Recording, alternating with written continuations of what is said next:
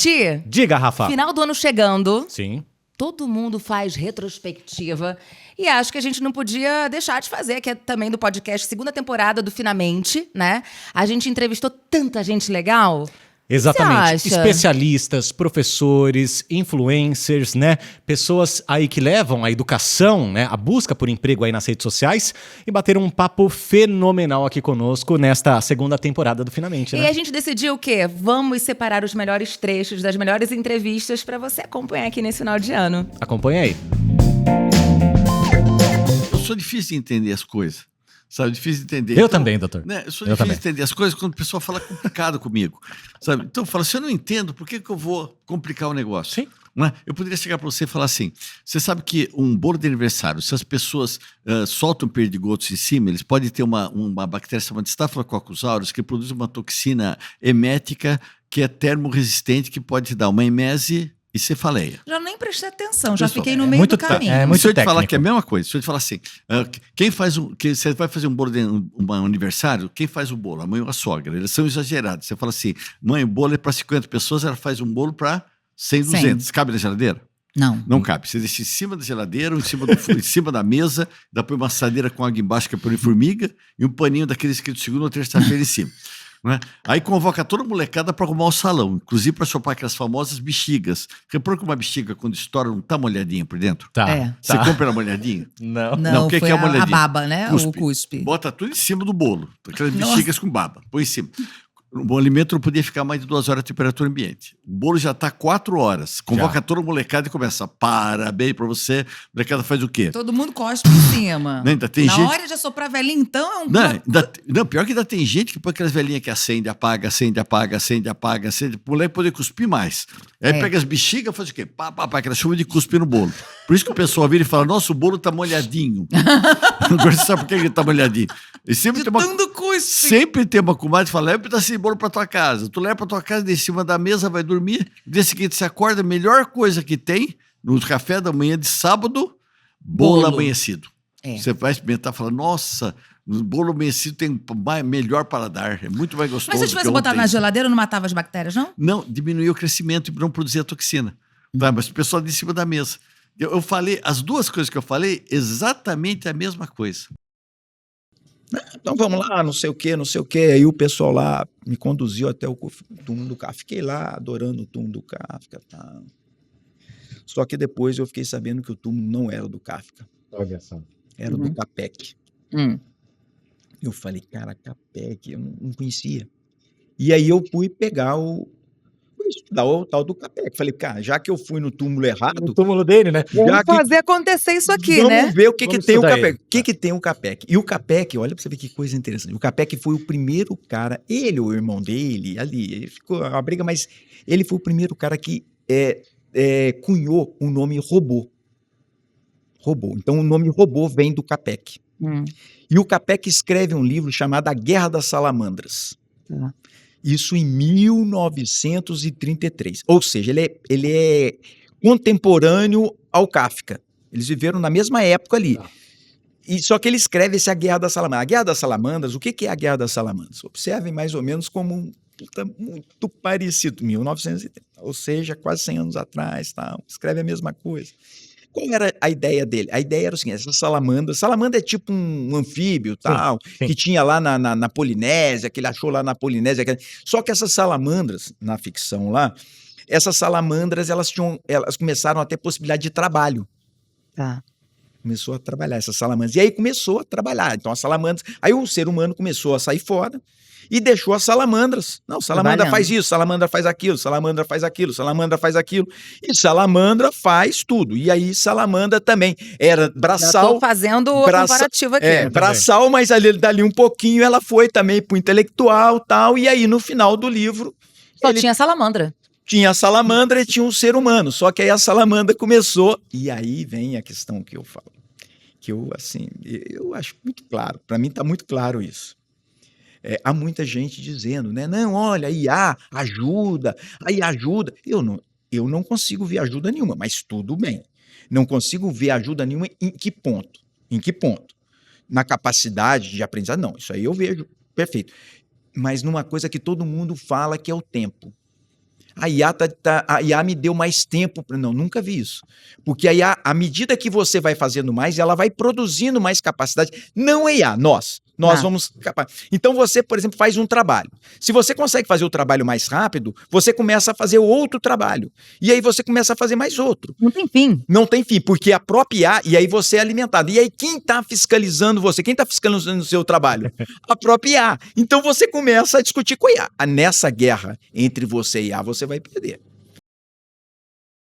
Então, isso gera o que também já é muito falado na mídia, que é o tal do efeito Dunning-Kruger, que tem 2 estudiosos que estabeleceram lá no final dos anos 80 uma métrica de que quanto menos você sabe de uma coisa, mais certeza você tem sobre ela, né? E quanto mais você sabe de alguma coisa, mais incertezas você tem sobre o que você... Mais perguntas e dúvidas, sobre né? Você tem. Ou seja, basicamente, resumindo do Dunning-Kruger, quanto mais burro você é, mais certeza você tem das suas opiniões, mais certeza você tem das suas convicções.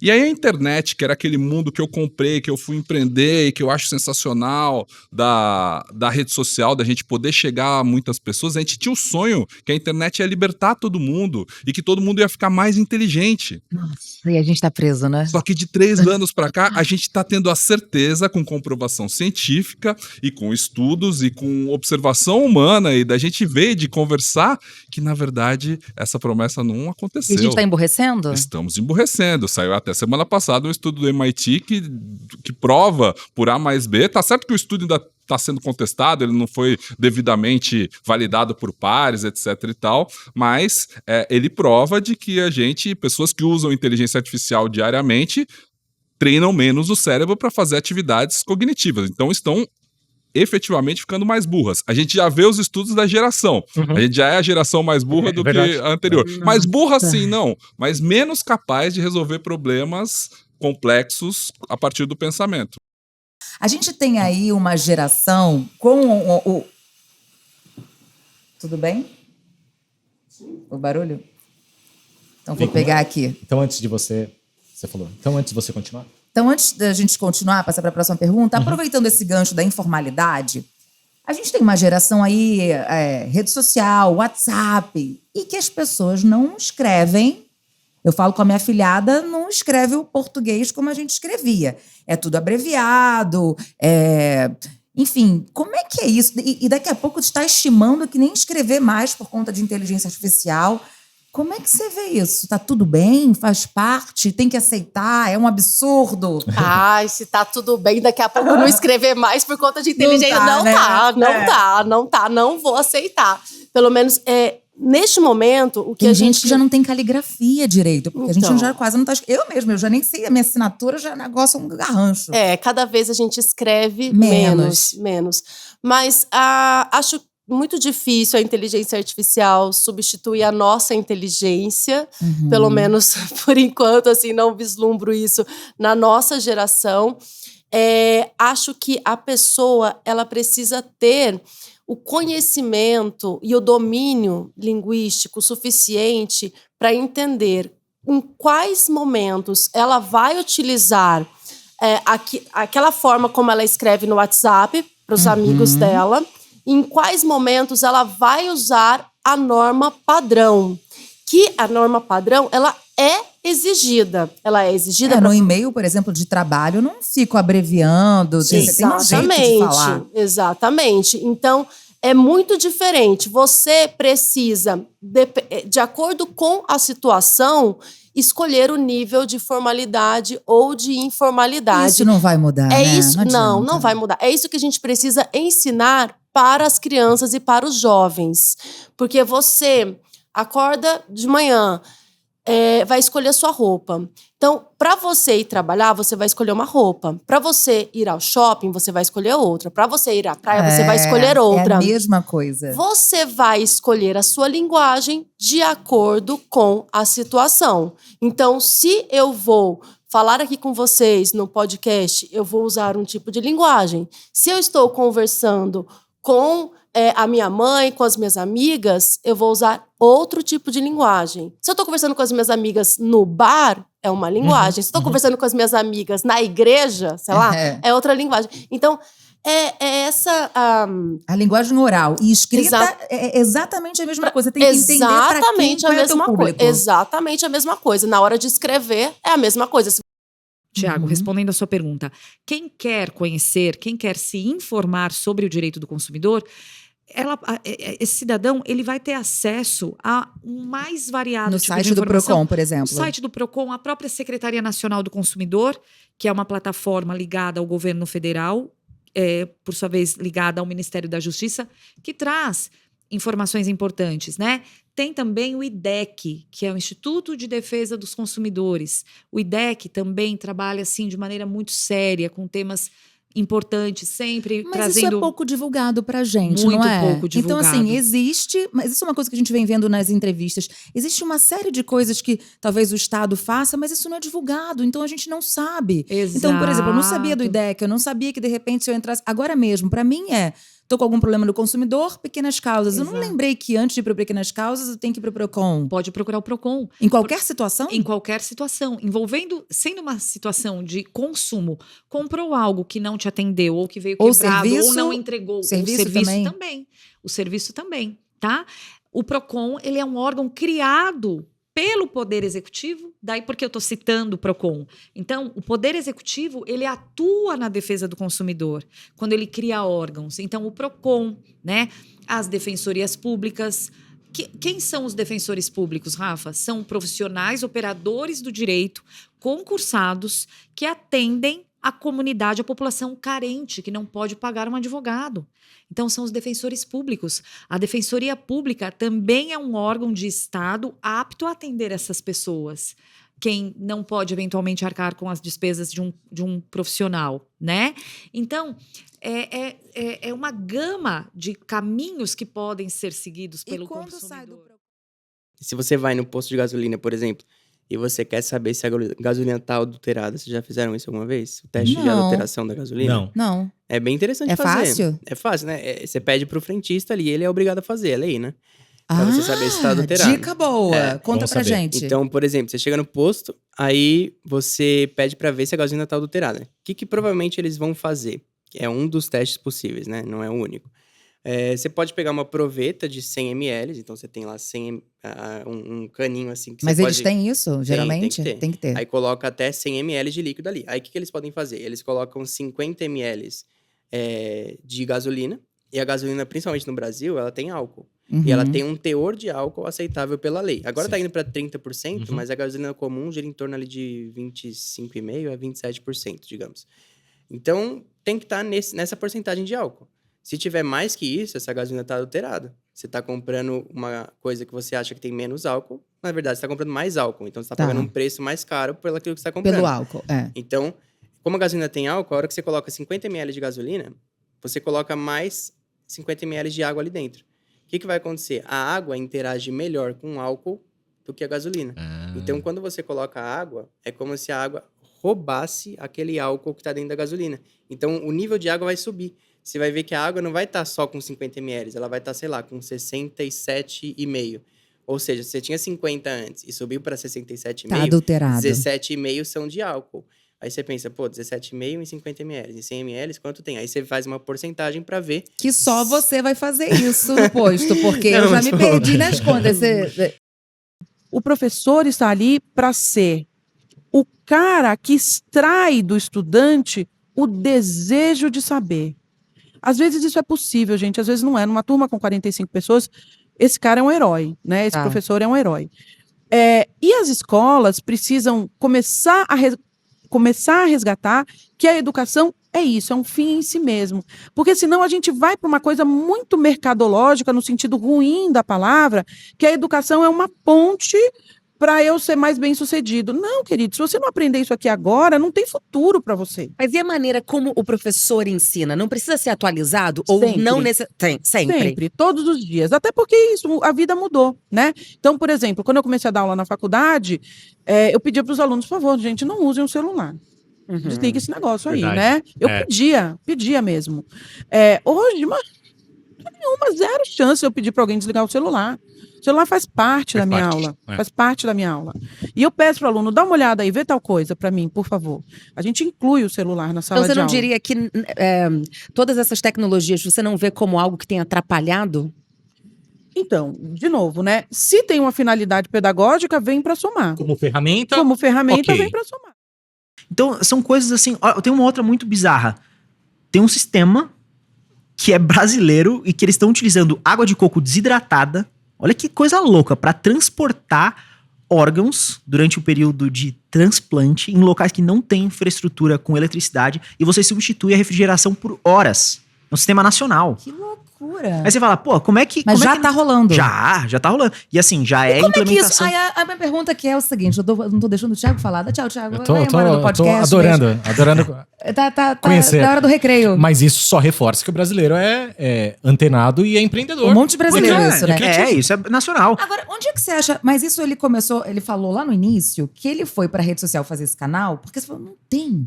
Não Coisa tem alguém fora. falando disso. Onde é que você acha essas coisas? Essa é a pergunta também que todo mundo me faz. E as pessoas acham, não, se você quiser falar, porque se não quiser, tudo bem. Dentro Às vezes tipo, de um lugar de imprensa? Não dá pra contar a receita. Ó, se você quiser me apresentar pra algum lugar de imprensa, eu fico à disposição. Porra, Não, eu tô falando de brincadeira, mas assim, acontece muita frequência e as pessoas têm me contatado, agora é um movimento que tem acontecido. Porque isso não tá na TV. E as pessoas falam, Exato. cara, E eu nem preciso de... Não tem mais revista, gente? É da minha época. Revista só não, até tem, mas não tá. E as pessoas vêm porque isso dá muita visibilidade, cara. Mas você tem que vai ver... atrás disso? Você vai Então, lá no Google e... Por isso que eu ia te vou dizer, procurar. as minhas bases de referência são sempre fontes especificamente de não só portais, mas de pesquisas acadêmicas de fora. Então, as maiores Mesmo com os científicas, brasileiros? Nature, Science, várias fontes de base de dados de fora que eu faço uma pesquisa ampla, atualizada e eu vou conglomerando as informações para poder passar para as pessoas. Construção do conhecimento e habilidade, porque às vezes você está numa cena prática e você não está muito preparado para aquilo, né? E todo mundo que está na cena fica nervoso. Então, às vezes, você está tremendo lá e você vai abrir uma seringa, às vezes alguém grita lá, tira essa estagiária daqui! Porque é uma cena... Um médico. Possivelmente. Desculpa, mas você fez essa piada, mas tudo bem. Às vezes eles são estressados, mas é que nem eu falo, tudo, sabe, Rafa, vale a pena você levar com leveza, né? Então, assim, às vezes eu olho e falo, respira, né? Mas eles são, assim, eu entendo, porque aquele momento a vida está num perigo iminente, né? Tem isso também, né? Tem isso, e aí tem médico, porque eu me frustro, mas ele também. Porque quando a gente atende uma PCR, por exemplo, que é uma parada cardiorrespiratória, a gente tem um protocolo. Façamos 10 ampolas de adrenalina, vamos massagear 30 minutos. As pessoas querem ver pessoas produtivas e que agreguem. E produtivo, presta atenção. Consistência também, né? Consistência e recorrência. E, de preferência, algum tema específico. Então, o que é consistência? Iogurte grego. Você dá aquela colherada, a pessoa tem, né, repertório, sabe o que está falando, estudou para aquilo, consistência. Está trazendo um tema que ela elaborou para escrever. Recorrência. Não adianta postar uma vez e depois sair correndo. Você precisa ter uma recorrência. Ser lembrado, inclusive. Ser lembrado e se fazer lembrar, né? Postar para poder, tô aqui, não me esqueci de você, mesmo que não tenha curtidas. Por que eu tô te dizendo isso? Porque o sonho de todo mundo é ter muitas curtidas, lógico que é legal. Então, e como transformar isso? Porque tem um monte de gente, já vi você numa matéria falando também, que tem 1 milhão de seguidores, não sei quantos likes, isso não vira dinheiro. Lógico que não. Não quer dizer nada, porque eu aprendi que não vira dinheiro. A duras penas, eu aprendi que não vira dinheiro. Por quê? Porque alcance não quer dizer influência. E influência não quer dizer venda. Muitas vezes. Você pode ter um cara com alcance gigantesco, você vai pegar 1 milhão de TikTokers que tem isso, né? Milhões e milhões de views que não vendem 4 bonés. E por que não vendem 4 bonés? Porque aquela pessoa gosta do entretenimento. Ela não... Existem camadas para você, eu estava falando isso ontem numa mentoria.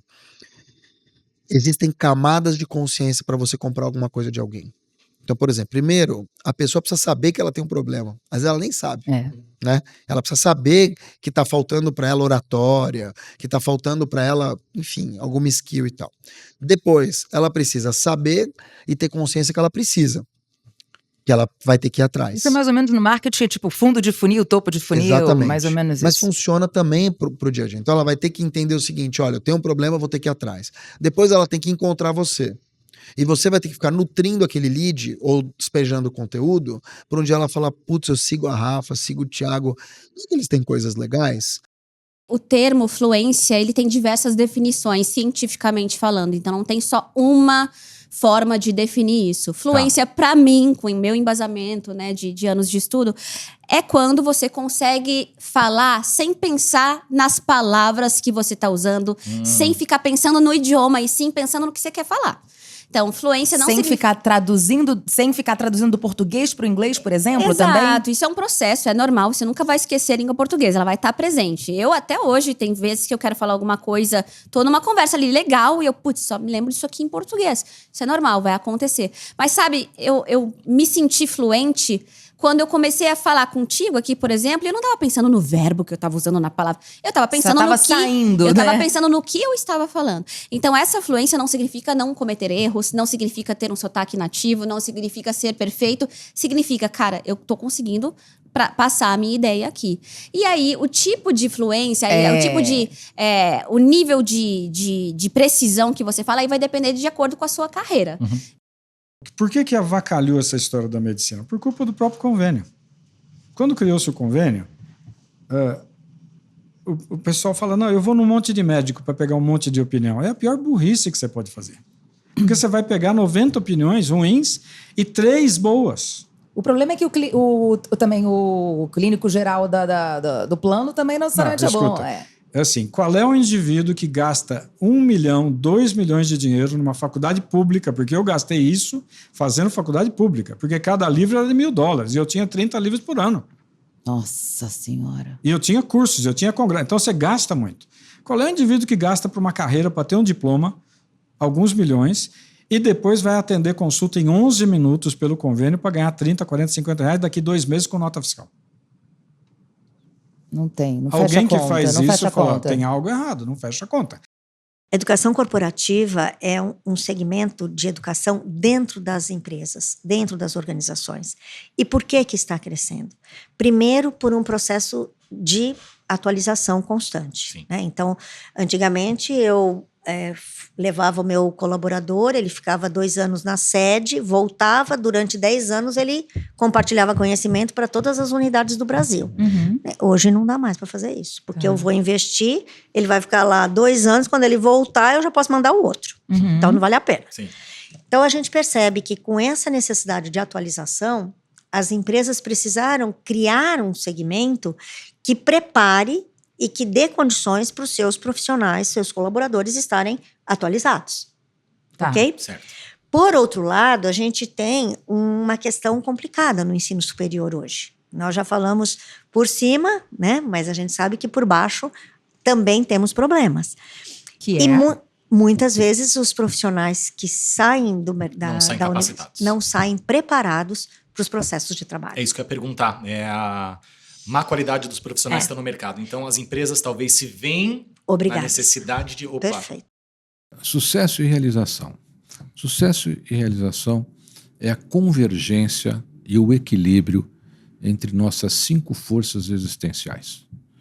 Nós temos 5 forças existenciais que nos regem e precisam estar em equilíbrio. Quais são essas 5 forças existenciais? Não necessariamente nesta ordem, mas você pode colocar na ordem que lhe convier. Primeira força existencial, sua crença, não a religião, a crença. Segunda força existencial, a família. Terceira força existencial, o trabalho. Quarta força existencial, a saúde. Quinta força existencial, seus amigos. Imagine só. Eu tenho tudo que eu quis. Consegui. Aí eu faço uma consulta naquele dia, o dia da minha consulta médica. E o médico diz assim para mim: meu amigo, você tem 30 dias de vida. Nossa. Mas agora que eu consegui tudo que eu queria, para conseguir tudo que ele queria, ele abandonou a saúde. Ele perdeu o resto. Se você toma tempo da sua família para trabalhar, depois você vai ter que alugar tempo para ficar com a sua família. Se você perdeu tempo com a sua família para poder se dedicar aos negócios, você vai perder sua família. Essas 5 forças existenciais, se elas não estiverem equilibradas e em convergência, você vai falhar na sua existência. Na década de 80, um psicólogo americano chamado Gardner desenvolveu a teoria das inteligências múltiplas. São 9. Segundo ele, todos nós temos elas em maior ou menor grau. Uma normalmente se destaca e outras 2 seguem. Então, as minhas, linguística, para eu ser palestrante, escritora, psicóloga. Então, eu me expresso muito bem através da linguagem. Isso, para mim, é fácil. A outra, intrapessoal, que é a inteligência emocional. Se eu não tiver inteligência emocional, como é que eu vou tratar meu paciente? Interpessoal, eu consigo me colocar no lugar do outro. E aí, obviamente, me ajuda também como a gente isso descobre na as nossas profissão. inteligências? Tem um teste, ela curiosa, já vou te mandar. Aí tem a lógico-matemática. A minha lógico-matemática de 100% é 7%. É surreal, não consigo. Os meus filhos têm elas altas. Então, às vezes eu ligo, falo, filho, responde, sabe aquele, o tênis vale 10 pontos, o cadarço vale 5, ele desamarrado vale 3. Bem. Eu já me perdi no primeiro. Esquece. E quem tem essa inteligência percebe muito rápido. Pessoas que têm dom para música, sem nunca ter feito aula, abre a boca e começa a cantar. É uma inteligência. Aí tem a musical, naturalista, existencial, a lógico-matemática, espacial. Ele vai esperar o seguinte, ele vai ter todos os recursos legais possíveis, toda a parte operacional, para que ele possa gerir aquele comando. Tá. Muitas vezes, um tenente-coronel, ele tem 2 cursos que são que dão acesso às promoções deles. Quando ele é capitão, ele faz um curso de aperfeiçoamento de oficiais, chama CEOA. Ele dá acesso a ser oficial superior, que é um oficial superior acima de capitão. Major, tenente-coronel, coronel, e nas Forças Armadas você vai para o generalato. Esse ele é obrigado a fazer. Então ele tem um determinado nível. E aí, depois, se ele quiser ser coronel, ele tem que fazer o curso superior de polícia, o CSP. Só que não são obrigados a fazer. Então, nós estamos dando para que aquela pessoa que assumiu uma função de comando e não tem esse curso, que são muitos, toda a bagagem e conhecimento para que ele gerencie um quartel de forma que ele não seja responsabilizado. Por quê? Porque se tiver uma licitação errada, ele é o ordenador da despesa. Se ele tiver uma punição errada ou aplicou errado, o mandado de segurança é contra a autoridade dele. Um hospital que a gente pode falar de 5 estrelas, ele pode ter 5 enxovais para um leito. Né? Trocar todo dia. Que hoje você... Antigamente você falou que era um no leito e um lavando e um no estoque. Hoje em dia é muito mais. Mas veja, a gente pode perfeitamente, dependendo da doença, da patologia, né, de quem está internado, e como faz no hotel, troca todo dia. Ué, mas é isso que eu estava querendo saber. Né? Troca todo dia? Não necessariamente. Não necessariamente. Eu acho que no hospital deveria. Em virtude da infecção, né? Da infecção, das pessoas que vêm visitar, sentam no leito, até o médico, né? Enquanto tiver um morador de rua, enquanto tiver uma criança fora da escola, enquanto o atendimento à saúde não for bem feito, enquanto o meio ambiente não estiver 100% preservado, o terceiro setor vai continuar sendo um ator importante. E quando tudo estiver direitinho, vai continuar existindo, porque Noruega, não vai estar tudo direitinho Suécia, pelos próximos quantos anos, né? Tem muita coisa ainda. Esses 3 países envolvidos que eu citei, eles não têm essas mazelas sociais que nós temos, mas o terceiro setor lá atua de uma outra forma, em outras frentes, na área de garantir direitos. O acesso, por exemplo, a um hospital público, uma saúde de qualidade, né? Muito diferente, né, nesses países escandinavos que eles vão debater sobre já estão anos privacidade. Para o morador de rua, não está nem aí da privacidade dele, mas lá, um país que não tem morador de rua, a temática deles, o assunto de interesse é outro. E esse também é um assunto que pode ser debatido pelo terceiro setor. Existe um ponto que a Anitta tem, que a maioria das pessoas não tem. Muito dinheiro. Então, assim, quando ela faz isso, quando ela quiser, Se a gente entrar nesse ponto de querer mudar a todo momento, a gente vai começar a fazer coisa errada no rosto. Porque provavelmente... Não vai conseguir corrigir, não vai ter dinheiro, e não vai... Ela, quando chegou nesse ponto de querer mudar, ela deve ter avaliado 300 especialistas para falar assim, eu quero esse, porque esse é o melhor. E aí, o que eu vejo de mais errado nisso tudo é, às vezes, a gente querer, as mulheres em si, elas quererem o mesmo resultado que a influencer mostra, sem querer pagar o preço que ela que paga. a influencer pagou. Aí você fala assim, mas a influencer às vezes fez permuta. Às vezes fez. Mas, em tese, ela vai dar um dinheiro para aquela clínica de alguma forma. Tá pagando, né? Ela de uma tá certa pagando, forma. ela tá pagando, ela tá pagando. Não foi de graça. Não, ela vai pagar de uma forma, seja Sim. com imagem ou com Sim. dinheiro, ela vai pagar. E é caro, um bom profissional é caro. A gente não pode pegar de baseada. Eu falo, igual assim, tatuagem. Gente, não dá pra querer pagar barato. Não dá, tem coisa que não dá. Você vai soltar seu corpo, seu rosto na mão de qualquer pessoa? Não dá. Então, assim, essa questão da imagem da Anitta, eu acho que mudou muito o rosto dela, pra ser honesto. Eu acho que mudou demais, pra ser muito honesta. Não acho que foi uma coisa ruim. Porque eu acho que ela escolheu uma boa pessoa Não, que fez. Não, e ela quis fazer. Ela eu faz acho o que ela quer. Eu ia falar um palavrão. Que eu acho. Né? Eu Mas acho o que que a gente me- precisa entender. Mas é óbvio que a gente comenta sobre isso, enfim, pra entender. Mas eu acho que pro mortal, ele tem que entender que, assim, se for pegar alguém pra fazer, faça com uma boa profissional, um bom profissional. Porque senão vai ficar ruim. Eu acabei de dizer aqui, né, que o professor que pesquisa, ele não só transmite o conteúdo, né, mas ele transforma a forma como o aluno se relaciona com aquele conteúdo. Isso porque quando você atualiza seu conteúdo baseado nessas novas descobertas, seu conteúdo, além de ganhar mais contextualidade, fica mais claro porque você entende como o conhecimento foi sendo construído ali. Então, você acaba chegando até com um pouco mais de confiança no que você está falando, porque hoje em dia tem aquela questão das fake news, né? Então, você não pode falar qualquer besteira. Se você está lá na frente como autoridade, a sua palavra é a que vale. Então, se eu falo que vacina A funciona melhor que vacina B, os alunos, eles vão comprar aquilo, porque o meu professor falou. Ora, meu professor é doutor, por exemplo.